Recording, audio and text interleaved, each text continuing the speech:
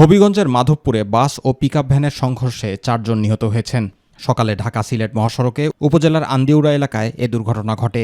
Police ও স্থানীয়রা জানায়, ভোরে ঢাকা সিলেট মহাসড়কের আন্দিউরা এলাকায় একটি পিকআপ ও একটি বাসের সংঘর্ষ হয়। এতে পিকআপটি উল্টে মহাসড়কের পাশে খাদে পড়ে যায়।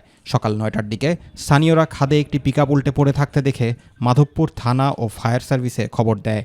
পরে পুলিশ ও ফায়ার সার্ভিস কর্মীরা ঘটনাস্থলে গিয়ে পিকআপের নিচ থেকে ৪ জনের মরদেহ উদ্ধার করে। নিহতরা সবাই পিকআপের যাত্রী ছিলেন বলে জানিয়েছে পুলিশ।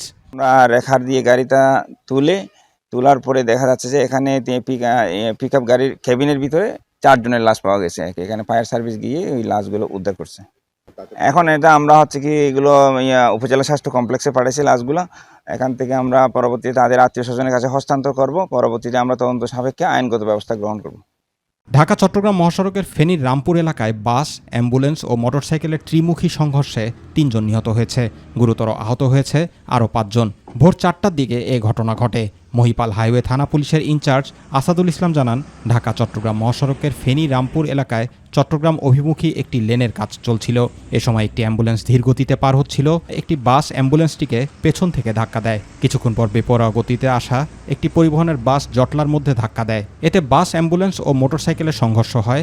এ সময় লোকজন মোটরসাইকেল আরোহী, বাসের সুপারভাইজার ও একজন যাত্রী নিহত হন। নওগাঁর রানীনগরে ভটভটি উল্টে পুকুরে পড়ে এক কিশোর নিহত হয়েছে। এদিকে নগরের বড়াই গ্রামে প্রাইভেট কারের ধাক্কায় একজন নিহত হয়েছে।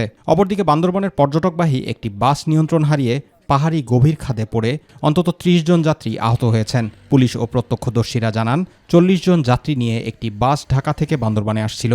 ভোর ৫টার দিকে বাসটি পাহাড়ি আঁকাবাঁকা ঢালু নামার সময় নিয়ন্ত্রণ হারিয়ে গভীর খাদে পড়ে যায়।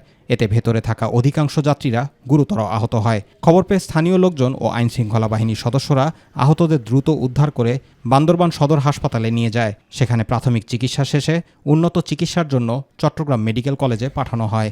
একজন খুব মুমূর্ষ অবস্থায় এবং বাকি ৩ থেকে ৪ জন মোটামুটি অবস্থায় খারাপ অবস্থা ছিল। এই ৩ থেকে ৪ জন রোগীকে আমরা মেডিকেল কলেজ হাসপাতালে রেফার করেছি। জুবাইর রহমান, মাই টিভি নিউজ।